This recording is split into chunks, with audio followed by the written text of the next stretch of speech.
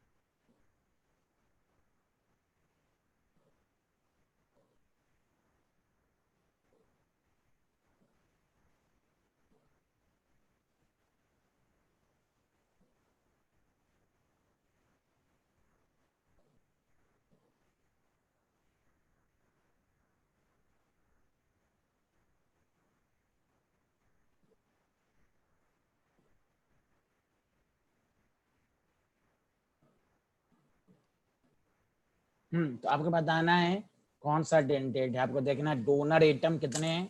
जितने donor atom होंगे उतनी डेंटिसिटी होगी।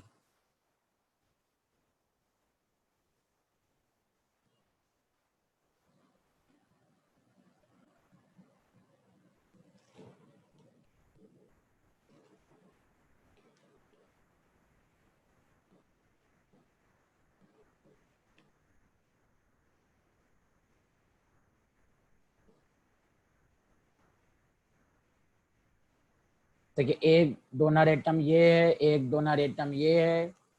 समझा कि नहीं?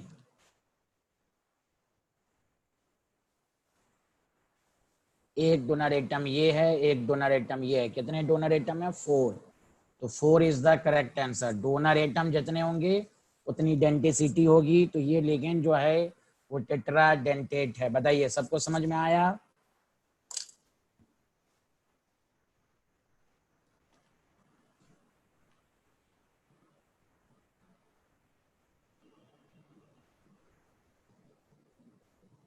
बोलिए student. Yes sir.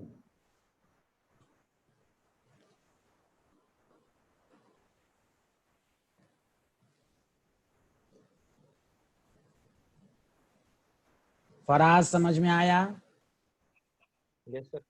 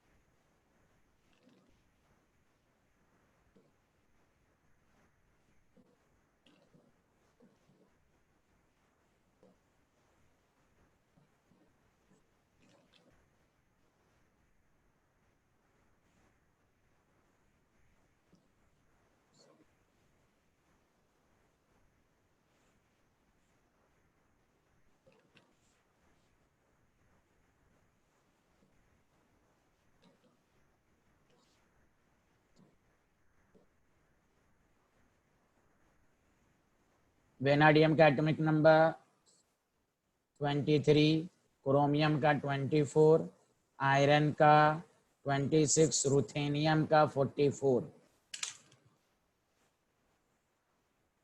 Magnetic moment पहले अपने से बना के दिखाओ, फिर मैं पूरा कंसेप्ट समझा दूंगा। इस तरह के क्वेश्चन बहुत हैं, कॉम्प्लेक्स कंपाउंड में आते हैं, इसको समझ लो, फिर इसी से रिलेटेड एक क्वेश्चन और देंगे।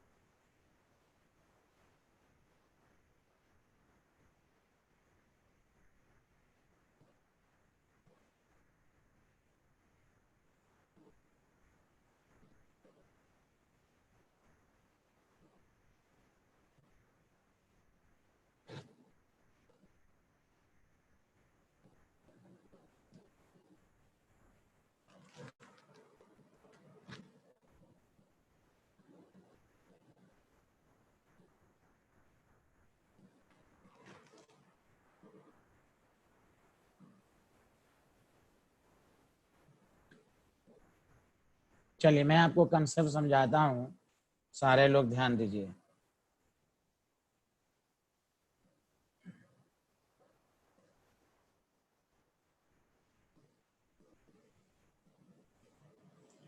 देखिए,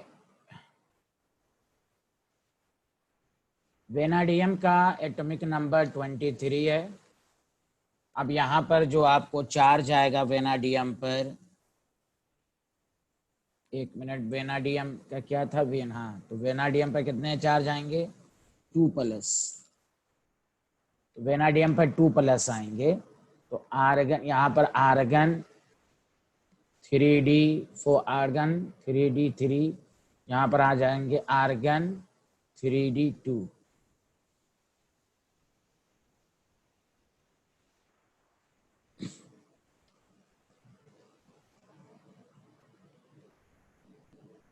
ठीक है, 3 हो जाएंगे, 3, हाँ। तो देखो इसको कैसे लिखोगे, तो देखो 6 है तो ऑक्टाहेड्रल कॉम्प्लेक्स होगा।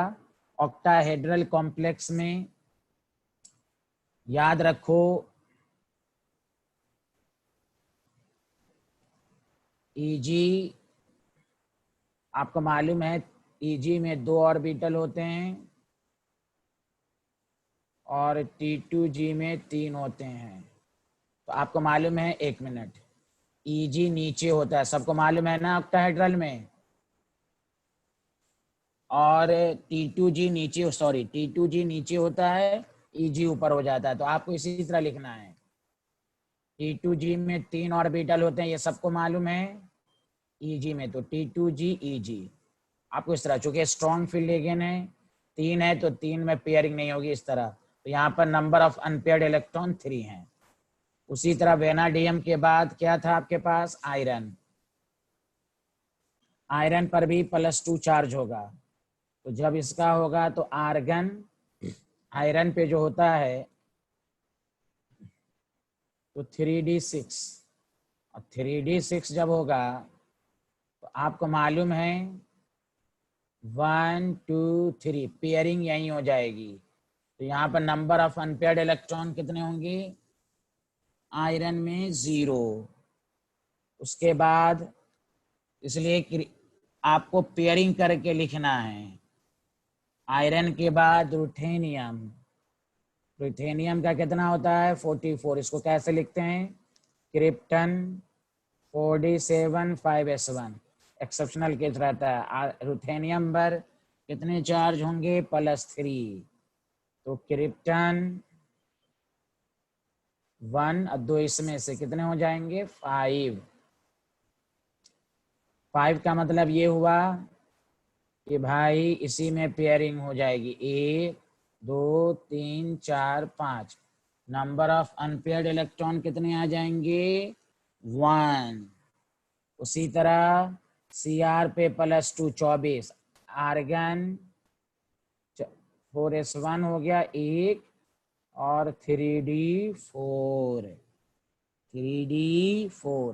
तो 3d4 की पेयरिंग कैसे होती है मालूम ही होगा आपको, 1 2 3 4, अनपेयर 2। तो देख लो जिसमें अनपेयर ज्यादा उसका ज्यादा, तो वेनाडियम पे ज्यादा, फिर आपके पास Cr+2, और फिर आपके पास किसका हो जाएगा Ru+3, फिर Fe+2। तो ये मैग्नेटिक मोमेंट का ऑर्डर होगा। आपको डायरेक्ट सिर्फ इससे नहीं निकालना है, समझा कि नहीं, सिर्फ इससे नहीं निकालना है, आपको पेयरिंग करके देखना है। Are you getting my point everyone? ये कौन सा ऑप्शन होगा, शायद सी ऑप्शन, सी ऑप्शन है। अच्छा यहाँ Cr पे +2 है, +2, सॉरी, ऑप्शन में +2 बना लीजिए, +2 चूंकि यहाँ +2 है क्वेश्चन में, सॉरी फॉर डेट, +2 सब में बना लीजिए आप +2, तो इसलिए सी ऑप्शन।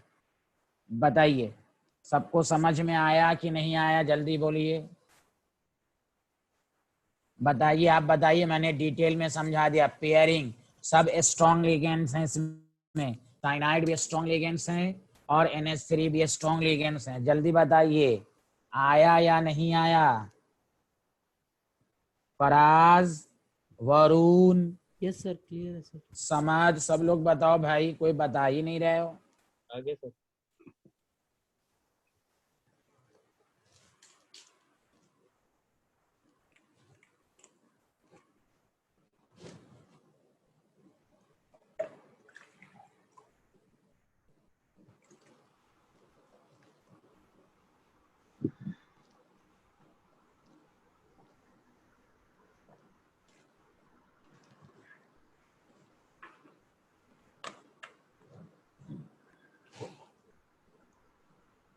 वरुण समझ में आया?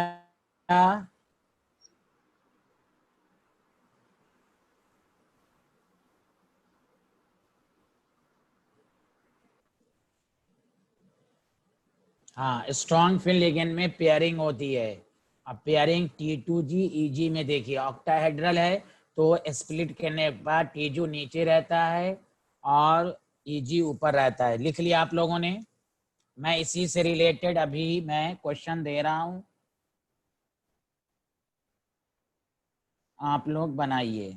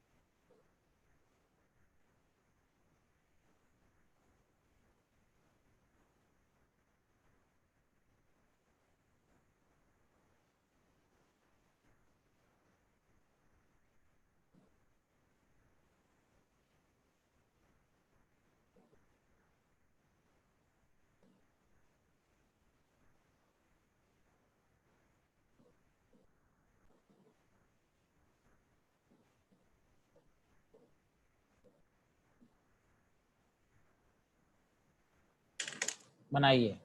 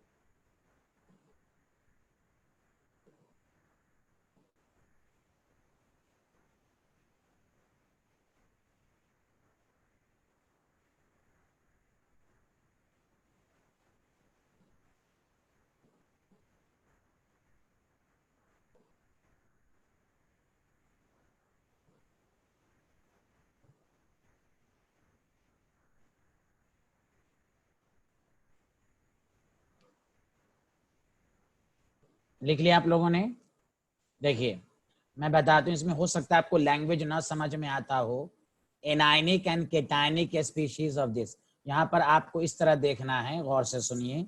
अगर आपके पास यहाँ Fe2O6 है और 2 है, तो खुद सोचिए ये न्यूट्रल के फॉर्म में दिया हुआ है, तो ये देखिए ये न्यूट्रल है, तो आयरन पर यहाँ पर या तो +2 चार्ज होगा या +3 होगा।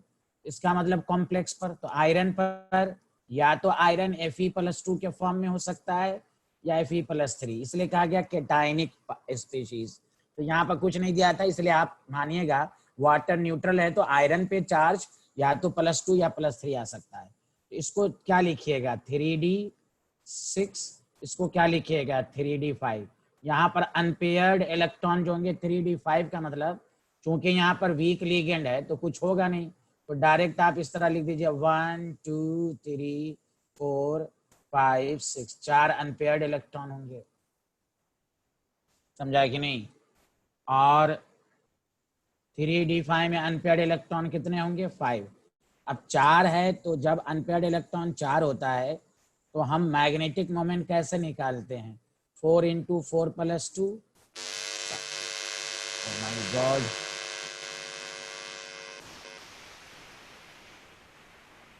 तो इसका आप निकाल लीजिए कितना आएगा।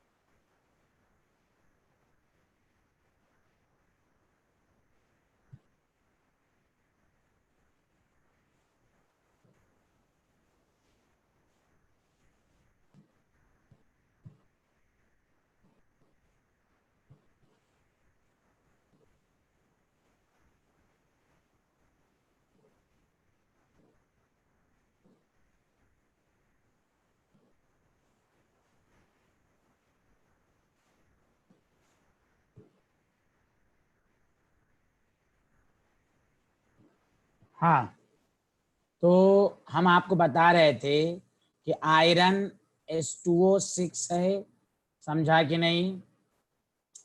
तो +2 या +3 हो सकता है, तो आयरन है, आयरन पर Fe+2, तो यहाँ पर 3d6 आएगा, अनपेयर्ड इलेक्ट्रॉन 4 आएंगे, तो मैग्नेटिक मोमेंट जो आएगा 32 4.9 समथिंग आएगा। Fe+3 है, 3d5 है, नंबर ऑफ अनपेयर्ड इलेक्ट्रॉन 4 है। तो आपको ये याद रखना है कि भाई यहाँ पर जो मैग्नेटिक मोमेंट आएगा तो 5 है, तो मैग्नेटिक मोमेंट वही 5 पॉइंट, ये सब ट्रिक्स याद रखिए। अनपेयर्ड है तो 4.9 5.9। अब आइए एनायनिक, Fe यहाँ 2 लिखा था, उससे कोई फर्क नहीं पड़ेगा, Cn6 था। तो फिर वही बात, आयरन पर +2 और +3 ही हो सकता है, तो इसके लिए क्या आ जाएगा यहाँ पर 3- या 4- हो सकता है। तो यहाँ 3d6 है, लेकिन यहाँ ये स्ट्रॉन्ग फील्ड लिगेंड है और ये क्या था, वीक फील्ड लिगेंड था। तो देखिए स्ट्रॉन्ग फील्ड लिगेंड में D6 में डायरेक्ट याद रखिए अनपेयर्ड इलेक्ट्रॉन जो होता है वो 0 होता है, तो मैग्नेटिक मोमेंट भी 0 होगा। 3d5 में अभी आपने देखा अनपेयर्ड इलेक्ट्रॉन 1 आता है, क्यों, 3T2G में 3 ऑर्बिटल हैं, 1 2 3 4 5 अनपेयर्ड, तो मैग्नेटिक मोमेंट 1 का मतलब √3 1.73। अब ऑप्शन को आप देखिए, ऑप्शन में आप देखिए, ऑप्शन पहला ऑप्शन क्या था बताइएगा आप लोग? सर 0 एंड एनायनिक का 4.9। 0 है, ठीक है, पहले एनायनिक लिखा हुआ है रेस्पेक्टिवली तो 0 है, ये सब समझ में आ गया। तो ऑप्शन में देखिए 0 एंड 4.9, 0 एंड 5.92 तो दिया हुआ नहीं है, हाँ 0 एंड 4.9, तो ए ऑप्शन सही होगा। सबको समझ में आया कि नहीं? अरे बोलिए। Yes sir. 3d6 में अनपेयर्ड 4 क्यों हुआ? अरे देख लो, अरे जब वीक फील्ड लिगेंड है तो पेयरिंग होगी नहीं, 1 2 3 4 5 6 समाध 1 2 3 4 नहीं होगी। देखो वीक फील्ड लिगेंड में जैसा का तैसा रहता है ना, या ऐसे भी देखो 1 2 3 T2G हो गया EG में, 4 5 6, देखो 1 2 3 4, जैसे लिखो वीक फील्ड लिगेंड को जैसे भी लिख लो, D5 के फॉर्म में लिख लो या EG T2G, तो ए ऑप्शन इज करेक्ट। बताइए बताइए वरुण, सबको समझ में आया? Yes sir. बहुत अच्छे बहुत अच्छे।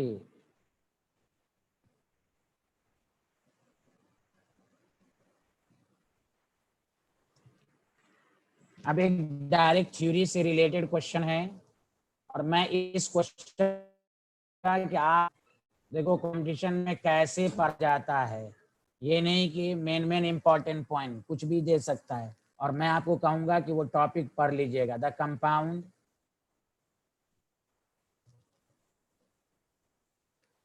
that inhibits the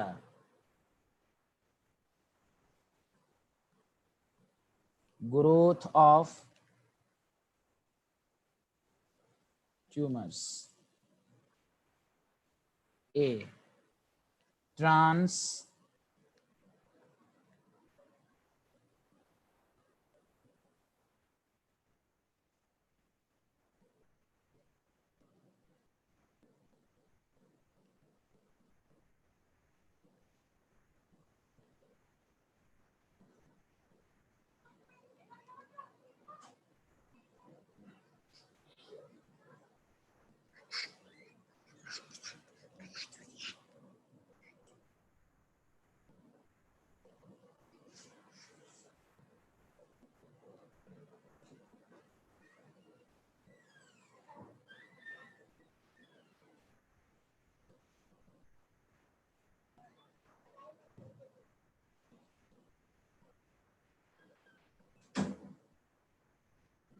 ये एकदम थ्योरी के बेस पर है, जल्दी बताएं।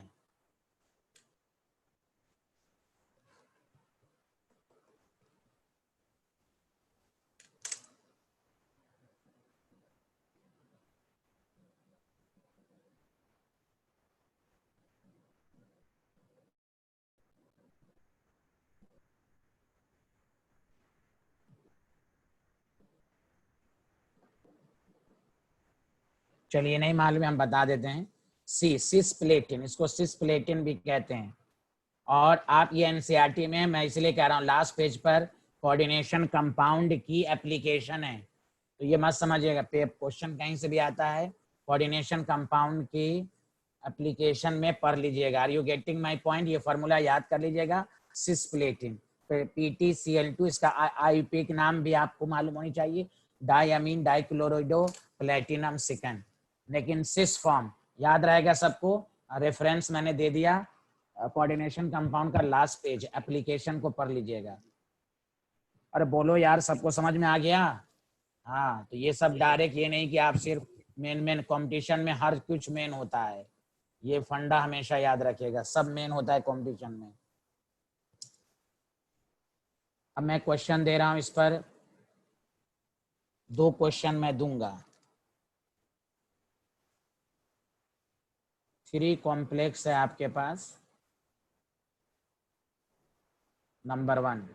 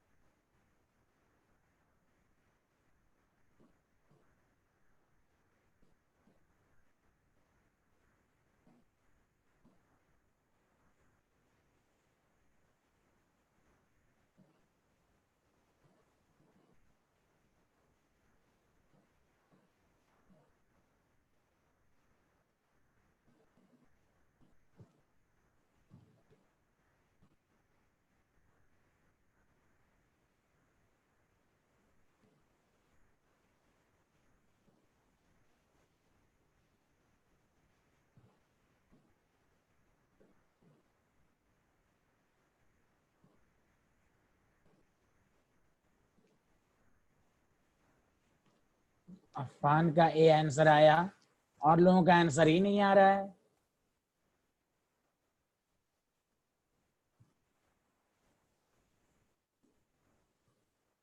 वरुण का बी आया।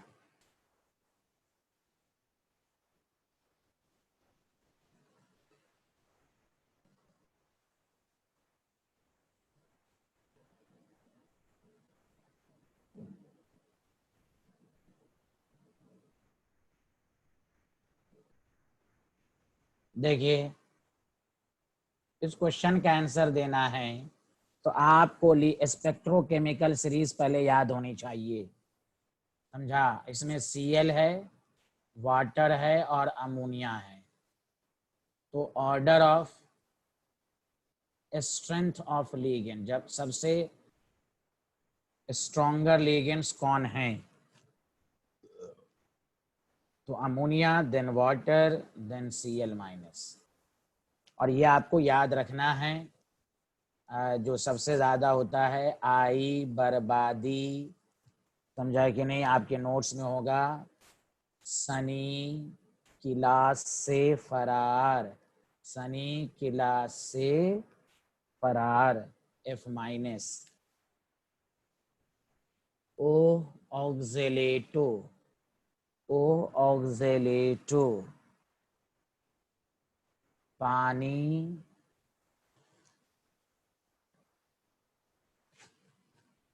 नशा, NCS नशा। उसके बाद EDTA 4- EDTA and ammonia in north Canada and Colombo.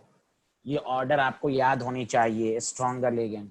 और आपको मालूम है कि CFSE crystal field energy directly proportional to strong field ligand, और जिसकी एनर्जी ज्यादा होगी तो E is equal to SC/λ, wavelength कम होगा। तो एनर्जी ज्यादा, वेवलेंथ कम। तो ये है एनसीईआरटी के लास्ट पेज पर, इस पर क्वेश्चन भी है, right the order of wavelength. तो पहले आपको ये मालूम होगा जो स्ट्रॉन्गर लिगेंड है उसकी क्रिस्टल फील्ड स्प्लिटिंग एनर्जी ज्यादा होगी, समझा। दैट द रीजन देखो NH3 सबसे ज्यादा, अगर हम यहाँ पर ऑर्डर उल्टा लिख दें, ऑर्डर ऑफ CFSE पूछता तो 3 का ज्यादा, फिर 2 का ज्यादा, देन 1। तो ऑर्डर ऑफ वेवलेंथ जो होगा वो किसका ज्यादा होगा, 1, फिर 2, फिर 3। This is the B option. Are you getting my point everyone? तो देखो कितना अच्छा क्वेश्चन सब है। आपको मैंने जिनको नोट्स भेजा, आई बर्बादी, सनी किला से फरार, ओह ऑक्जेलेटो पानी नशा, EDTA and ammonia in north Canada and Colombo. ये इस तरह याद रखिए, कम से कम इतना। और सब लिगेंड्स हैं, लेकिन एनसीईआरटी में तो नॉर्थ इसके बारे में भी नहीं लिखा, लेकिन चूंकि एनसीईआरटी में क्वेश्चन है इसलिए बीच में लगा दिया गया। किसी पर क्वेश्चन ऐसे तो लिगेंड बहुत सारे हैं, उनका पूरा ऑर्डर याद नहीं रखना है। जो एनसीईआरटी में आपको है कम से कम उसका आपको ऑर्डर याद होनी चाहिए जुबानी। बताइए सारे लोग, सबको समझ में आ गया? अरे बोलिए ना। फराज साहब आपको आया? Yes sir. फराज साहब आपको आया? जी सर।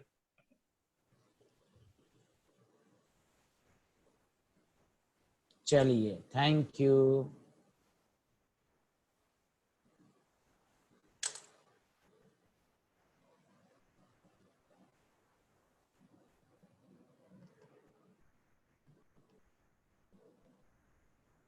तो जो स्ट्रॉन्गर लिगेंड्स होगा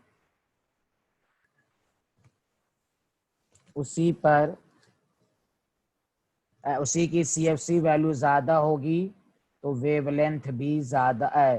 तो CFC वैल्यू तो E is inversely proportional to wavelength. तो इस पर आपको क्वेश्चन खुद एनसीईआरटी के अंदर भी हैं और बहुत ही मशहूर क्वेश्चन सब है, ये सब आपको आना चाहिए।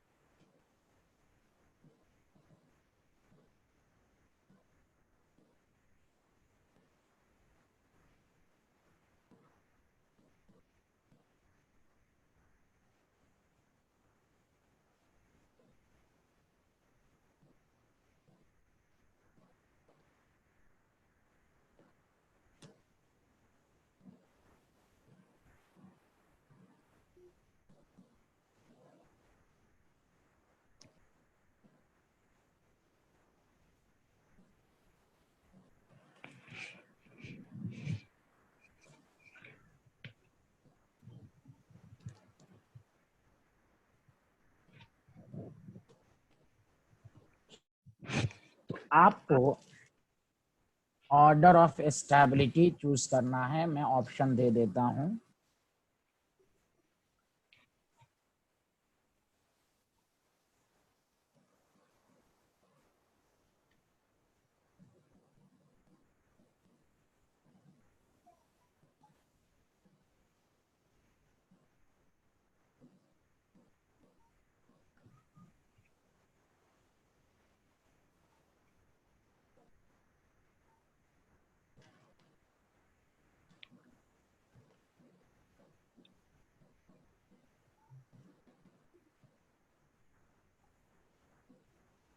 तो मैं इस पर पूरी थ्योरी भी पढ़ा दूंगा कि स्टेबिलिटी के लिए हम क्या क्या चीज देखते हैं।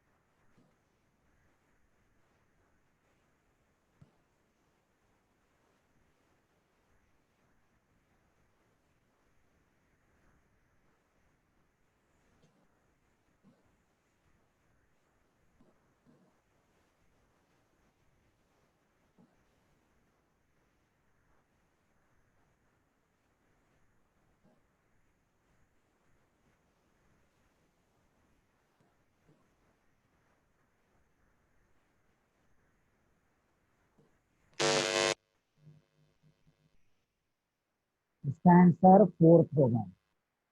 चिलेशन, चिलेशन जिसमें होगा उसमें तो सबसे ज्यादा चिलेशन किसमें, ईडीपीए, फिर उसके बाद सी में है, उसके बाद डी में है, समझा कि नहीं, उसके बाद बी में है। चिलेशन का मतलब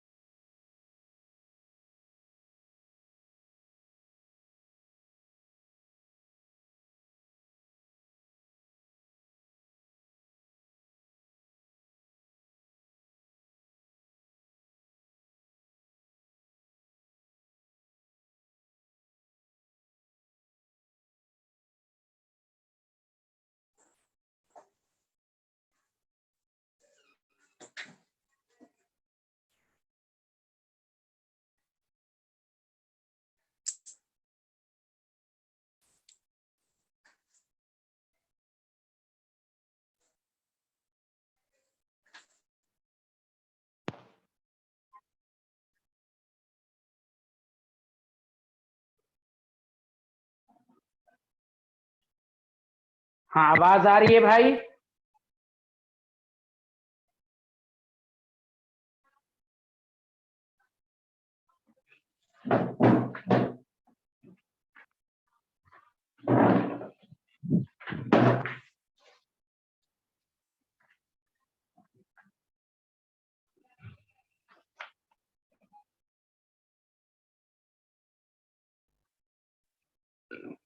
आवाज आ रही है सबको?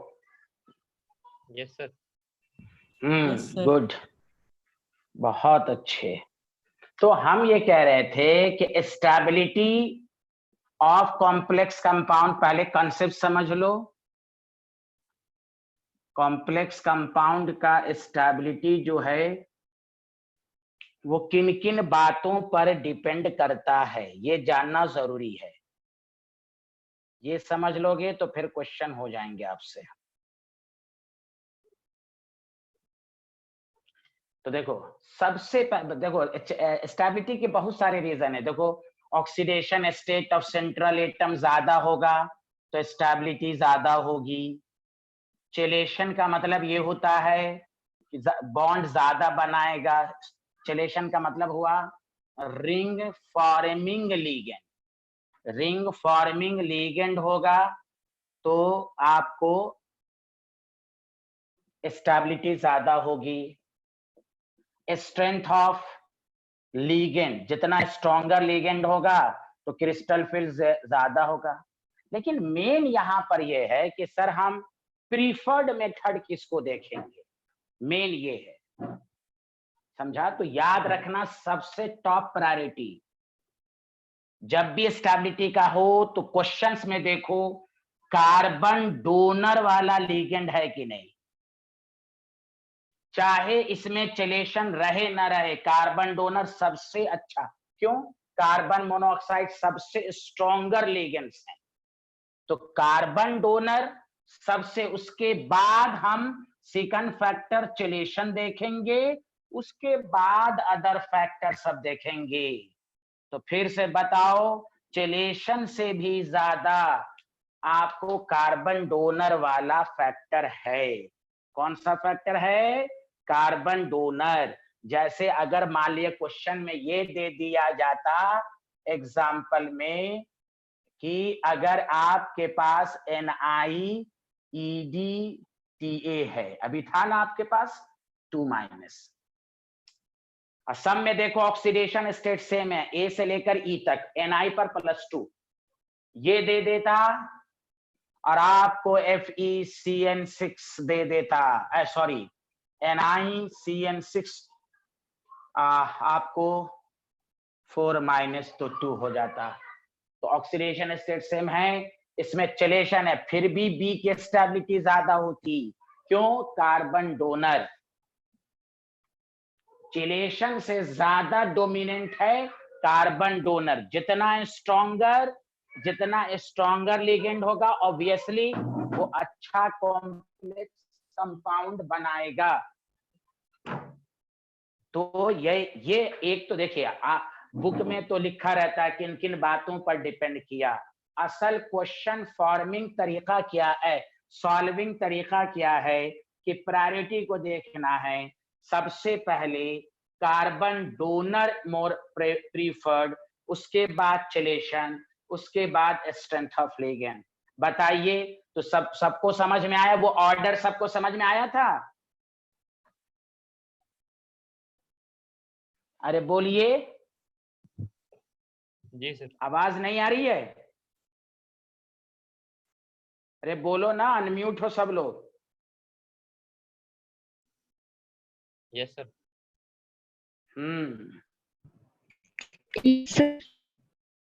हाँ, कोई डाउट है? No sir. Good good. तो इस तरह देखेंगे, तो फैक्टर देख लीजिएगा और नोट्स में भी मैंने लिखा हुआ है, इस तरह के क्वेश्चंस आते हैं।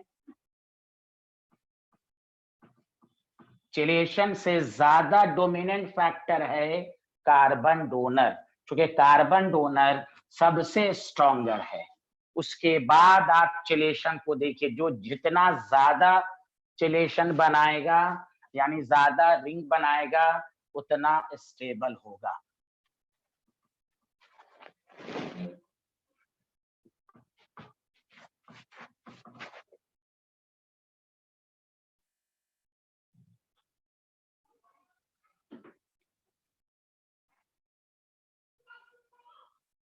अब आइए एक और क्वेश्चन है। तो स्टेबिलिटी का भी फंडा आप सीख गए, सीएफसी वैल्यू का ऑर्डर सीख गए, वेवलेंथ का सीख गए, समझा कि नहीं? आज के लेक्चर में आपने बोर मैग्नेटिक मोमेंट कैसे निकालते हैं वो सीख गए। चलिए एक क्वेश्चन लिखिएगा, द मैक्सिमम डेंटिसिटी। डेंटिसिटीज का मतलब यही होता है number of donor atom present in the ligand. The maximum, एक मिनट, the maximum possible denticities of a ligand. Ligand के अंदर जो डोनर एटम होता है उसी को डेंटिसिटी कहते हैं।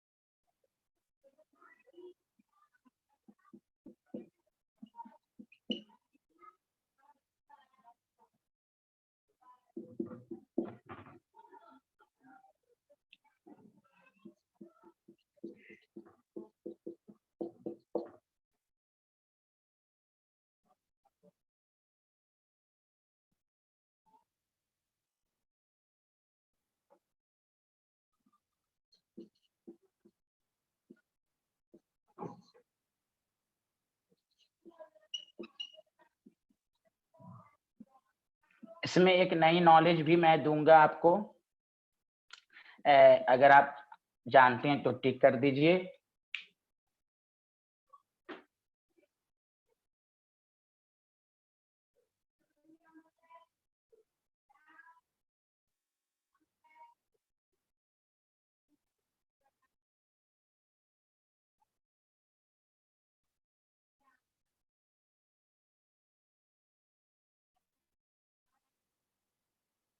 चलिए बताइए, मैसेज कीजिए सारे लोग या कोई बोल दीजिए।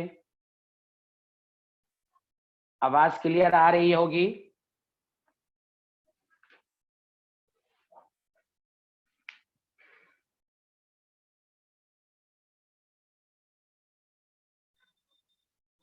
The maximum possible densities of the ligand given below towards common transition metal. Transition metal की density and inner transition metal, और जितना डोनर एटम होता है वही बॉन्ड बनाता है, उसी को कोऑर्डिनेशन नंबर भी कहते हैं। इनर ट्रांजिशन मेटल हम किसको कहते हैं? एफ ब्लॉक को। चलिए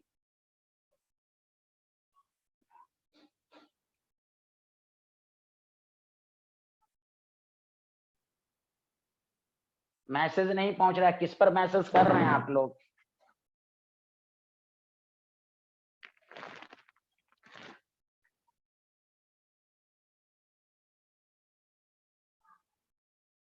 सी आंसर है। सी होगा सर। ओके सी। ठीक, देखिए गौर से सुनिए अच्छे से, ये फंडा याद रखिएगा कि कोऑर्डिनेशन नंबर 6 से ज्यादा नहीं होता, लेकिन ये बात सही है सिर्फ 3D सीरीज के लिए। याद रखिए, ट्रांजिशंस मेटल के लिए, ट्रांजिशन मेटल 3D हो, 4D हो या 5D हो, ट्रांजिशन मेटल में का मैक्सिमम ऑक्सीडेशन स्टेट कितना होता है और ये मैंने बताया भी था या नोट्स में देखिएगा, M+3 का oxidation number, coordination number 6। Inner transitions metal में जो होता है M+4 उसका होता है 8। इनर ट्रांजिशन का मतलब याद रखिएगा 8। डी ब्लॉक एलिमेंट चाहे 3D हो, 4D हो, 5D हो, ट्रांजिशंस मेटल का डेंसिटी कितना होगा? 6 से ज्यादा नहीं, 6 से ज्यादा नहीं। यहाँ पर इनर ट्रांजिशन किसको कहते हैं? F block. जैसे एक क्वेश्चन मैं अभी और करवा देता हूं इसी पर। इनर ट्रांजिशन का मतलब हुआ 4F एंड 5F, उसका 8। दैट्स द रीजन पहले transition metal, D option is correct. तो अब ये नॉलेज में याद रखिए, डी ब्लॉक एलिमेंट का मैक्सिमम डेंसिटी या मैक्सिमम कोऑर्डिनेशन नंबर जो होगा वो 6 और इनर ट्रांजिशन मेटल का जो होगा वो 8 होगा। Are you getting my point? सबको समझ में आया भाई? अरे बोलो, अनम्यूट होके बोलो, मैसेज दोनों पर भेजो, दोनों पर। Yes sir. Yes sir. दोनों पर भेजो। हाँ बोलिए, कुछ बोल रहे थे कोई? जैसे अगर आपको एक क्वेश्चन दे देता हूं तो और अच्छे से समझ में आ जाएगा, तो ये अपने नोट्स में लिख लीजिए, डी ब्लॉक का 6, इनर ट्रांजिशन मेटल का 8।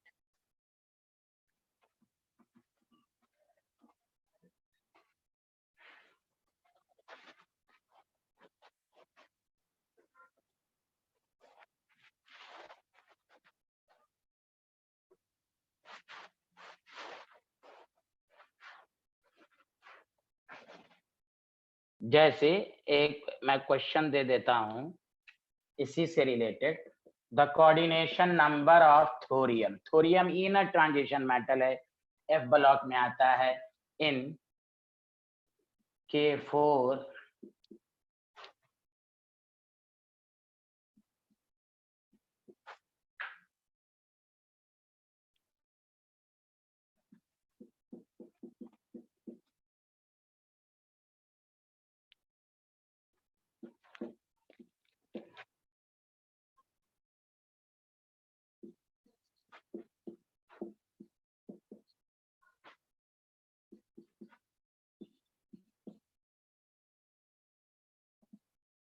आराम से बताओ, गलत मत करोगे।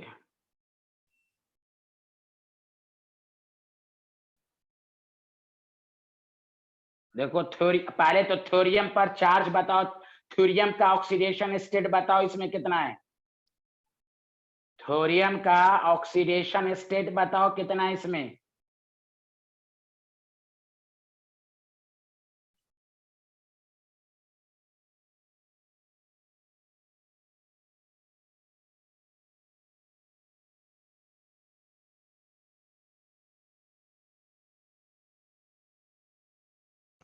फोर।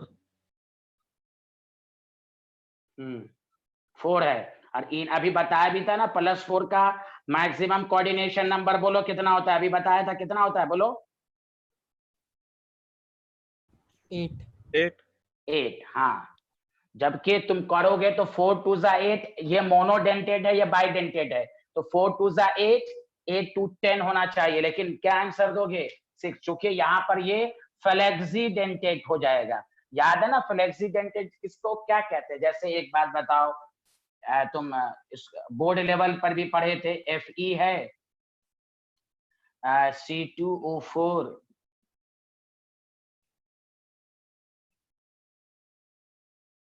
समझा कि नहीं? NH3 और 5 है और C2O4 है।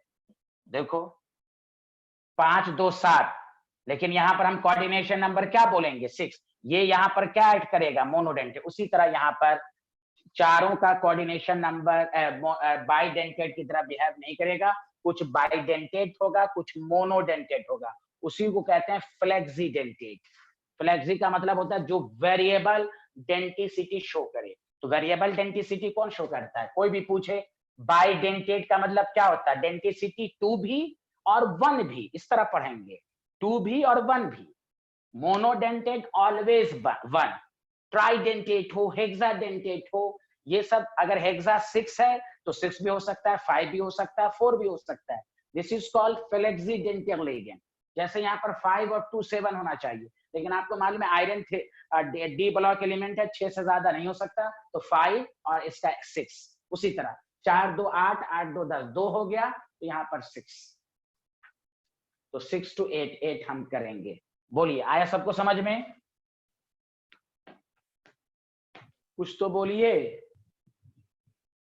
जी सर। हाँ, तो क्या याद रखना है, बोलो। डी ब्लॉक एलिमेंट का मैक्सिमम 6, इनर ट्रांजिशन का मैक्सिमम 8।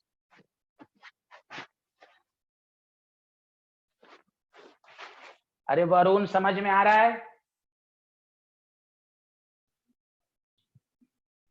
मैसेज दोनों पर करो, एक इम्बेसात नाम से दोनों पर करो। एक हमको जो सामने मेरे पास मोबाइल है उसमें नहीं दिख रहा है, प्लीज दोनों पे करो, तभी मैं मैसेज देख पाऊंगा। दोनों पे मैसेज कर दो। सर बस एक ही नेम आ रहा है सर होस्ट में। अच्छा, एक ही नेम आ रहा है। सर एक ही नेम आ रहा सर, उस पे भी बता रहा है hostess is not in meeting. अच्छा अच्छा, तो चलिए ठीक है, अनम्यूट होकर बोल दिया कि वरुण आ रहा है समझ में? जी सर। ठीक है, चलिए, वेरी गुड वेरी गुड।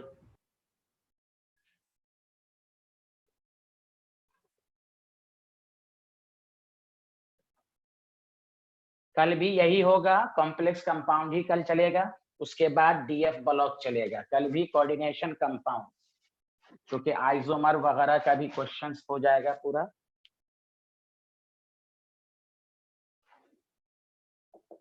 देखिए, द कॉम्प्लेक्स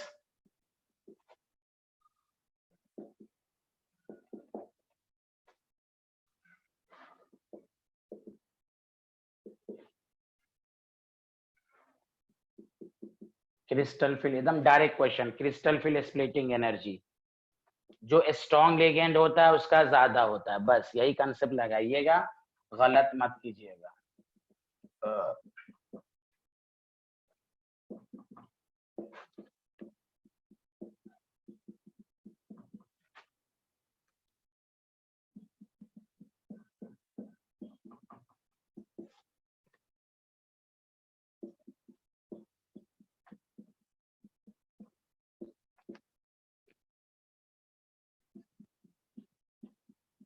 चलिए सारे लोग बोलिए, which option is correct?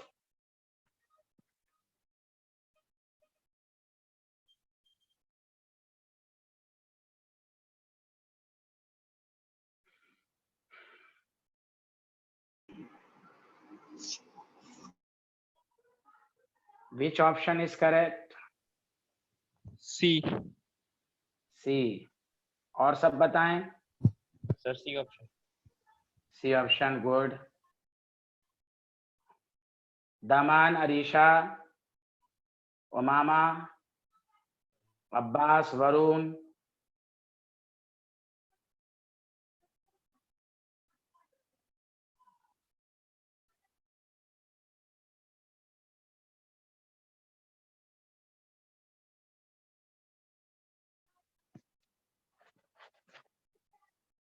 C option is the correct answer, C। Because, हाँ, C is the correct answer है, क्योंकि इसमें आपको स्ट्रॉन्गेस्ट लिगेंड जो है वो CN है।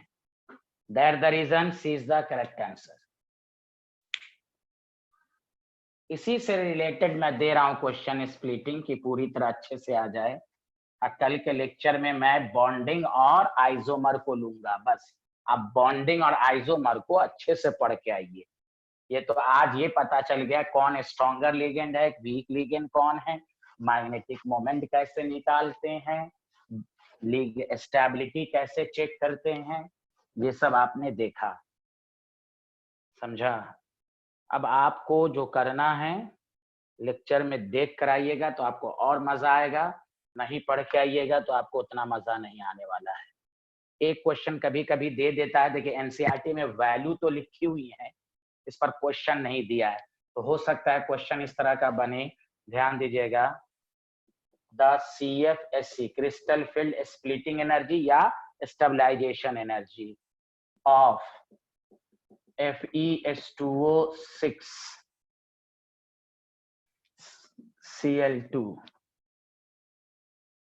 and K2NiCl4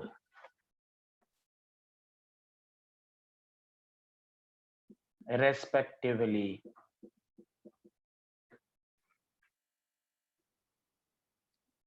ए ऑप्शन -0.4, ये डेल्टा नॉट को ही क्रिस्टल फील्ड स्प्लिटिंग कहते हैं, एंड -1/2, टी का मतलब टेट्राहेड्रल, ओ का मतलब ऑक्टाहेड्रल। यहाँ कोऑर्डिनेशन नंबर 6 है तो ऑक्टाहेड्रल, 4 है तो टेट्राहेड्रल कॉम्प्लेक्स।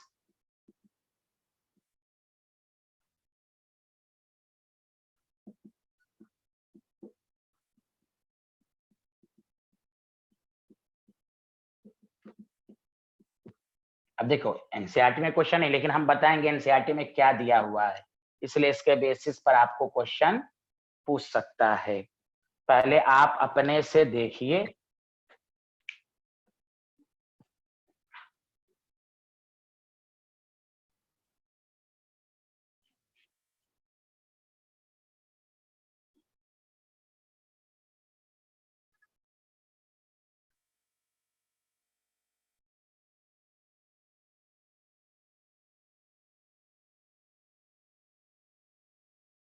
जोर से बोलिएगा क्योंकि मैसेज देखने के लिए उधर जाना पड़ेगा। जिसका आंसर आए वो अनम्यूट होके बोलिए।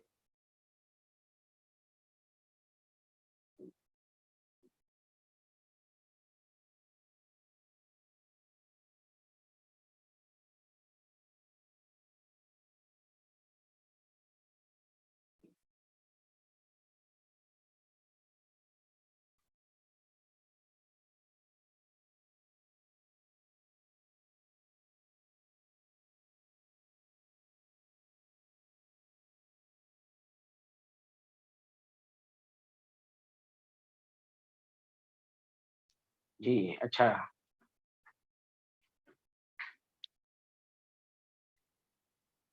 बोलिए।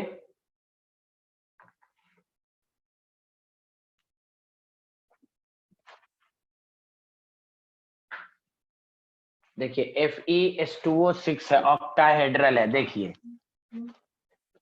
ऑक्टाहेड्रल में, सारे लोग सुनिए, ऑक्टाहेड्रल कॉम्प्लेक्स में आप कैसे देखते हैं। देखिए T2G नीचे होता है, Eg ऊपर होता है, तो आयरन ए ऑप्शन, है। Option A. अच्छा पहले ऑक्टाहेड्रल वाले में आयरन पर कितना चार्ज होगा, सारे लोग बताओ। Fe+2 होगा, अरे बोलो ना। Yes yes sir. Sir. Yes sir. 6 है, 6, हाँ वेरी गुड। D6 है, तो इलेक्ट्रॉन की कैसे फिलिंग होगी। वाटर क्या है, वीक फील्ड एजेंट। देखिए पहले एक एक इलेक्ट्रॉन सब में जाएगा, पेयरिंग पहले नहीं होगी, 3 2 5 6 हंस रूल के मुताबिक। और आपको मालूम है, मैंने आपको बताया था इस दोनों के बीच की एनर्जी को डेल्टा नॉट कहते हैं। ऊपर वाले की वैल्यू देखिए, यहाँ 2 है तो मैंने आप हर जगह पढ़ा होगा 3/5 डेल्टा नॉट, और नीचे वाले का 2/5 डेल्टा नॉट, यानी 0.6 डेल्टा नॉट, और नीचे वाले का 0.4। देखो ये एनसीईआरटी में लिखा हुआ है, तो कोई जरूरी नहीं है कि एनसीईआरटी के एक्सरसाइज में क्वेश्चन दे। ये वैल्यू एनसीईआरटी में लिखा हुआ है कि ऊपर वाले का कितना गैप है, और दोनों का डिफरेंस ले लो, डेल्टा नॉट आ जाएगा। तो आपको यही देखना है T2G में कितने इलेक्ट्रॉन है, 4, तो 4 into इसकी वैल्यू कितनी है, -0.4, प्लस ऊपर कितनी है, 2 into 0.6 डेल्टा नॉट, तो -6 और यहाँ पे डेल्टा नॉट ही रहेगा, और यहाँ पर 1.2, तो कितना आ जाएगा -0.4 डेल्टा नॉट, ये आ गया -0.4। इसका मतलब ये हुआ कि सी और डी तो नहीं होगा, जो आंसर आएगा ए और बी में आएगा। अब आओ, तो इस दोनों को तो कैंसिल, कैसे वैल्यू निकाला गया सबको समझ में आया? अरे बोलिए। Yes sir. हाँ, अब ये सब चीज दी हुई है एनसीईआरटी में, ये ना समझें कि आउट ऑफ सिलेबस क्वेश्चन सब रहता है, क्योंकि हम लोग ध्यान नहीं देते, अरे ये क्या पूछेगा। आप सब कुछ अच्छे से पढ़िएगा तो जी मेंस नीट सब अच्छे से आपका निकलेगा, यहाँ ध्यान दें। उसके बाद आपको कौन सा कंपाउंड दिया हुआ था बोलिएगा? निकल।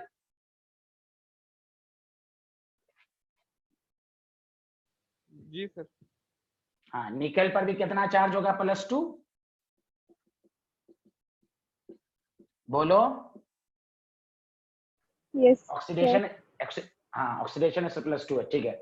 अब इसमें कैसे होता है, तो नीचे Eg होता है और इस ऊपर T2G होता है। इसमें भी वीक फील्ड लिगेंड है, तो इलेक्ट्रॉन की फील्डिंग 1 2 3 1 2 3 4 5 6 7 8 इस तरह। तो डेल्टा टी जो होगा, इसका जो क्रिस्टल फील्ड स्प्लिटिंग एनर्जी होगा 4 इंटू, अब इसका क्या होगा, ऊपर हो जाएगा 0.4 डेल्टा नॉट और नीचे हो जाएगा -0.6 डेल्टा नॉट। तो आपके पास है 4 into -0, sorry delta T plus 1 2 3 4, 4 into 0.4 delta T -2.4 delta T 1.6 delta T, तो आपके पास आ जाएगा -0.8 डेल्टा टी। तो क्रिस्टल फील्ड किसका ज्यादा होता है? ऑक्टाहेड्रल का ज्यादा है, -0.4 ज्यादा है एज कंपेयर टू 0.8 की। तो बी ऑप्शन इस करेक्ट। बताओ, आया सबको समझ में? Yes sir. हाँ, तो देख लो कैसे निकाला जाता है सब। अब सब देखो वैल्यू दिया हुआ है, अब सब एनसीईआरटी में पढ़िएगा, सब वैल्यू दिया हुआ है। इसलिए पढ़ाई कैसे की जाती है, क्वेश्चन की प्रैक्टिस ही बताता है। थ्योरी तो आप भी पढ़ चुके हैं, क्वेश्चन से ही पता चलता है कि हमें एनसीईआरटी या जहां भी पढ़ाया जाता है उसके क्लास नोट्स और एनसीईआरटी प्रीवियस ईयर, तो उसी से पता चलता है कि हमें कैसी तैयारी करनी चाहिए, कैसे पढ़ना चाहिए। Every point of the NCERT is very very important, खासकर एप्लीकेशन, कोऑर्डिनेशन कंपाउंड की एप्लीकेशन, उसमें जो दवा सबका नाम है, लेड पॉइजनिंग कौन करता है, कॉपर पॉइजनिंग कौन करता है, ट्यूमर से कौन बचाता है, विल्किंसन कैटलिस्ट, ये सब का नाम आप देखिए एप्लीकेशन में। और ये प्रीवियस ईयर में डायरेक्ट क्वेश्चन आ चुका है, विल्किंसन कैटलिस्ट का नाम 4 ऑप्शन। तो हम लोग उसी तरह पर हैं, तो क्वेश्चन करने से यही फायदा होता है कि हमें थ्योरी कैसे पढ़नी चाहिए। चलिए आज इतना ही, ओके बाय, थैंक यू, कल फिर मुलाकात होगी। ओके, अरे बोलो ना। जी सर। अल्लाह। ओके बाय, ख्याल रखिए। थैंक, हाँ ओके, थैंक यू।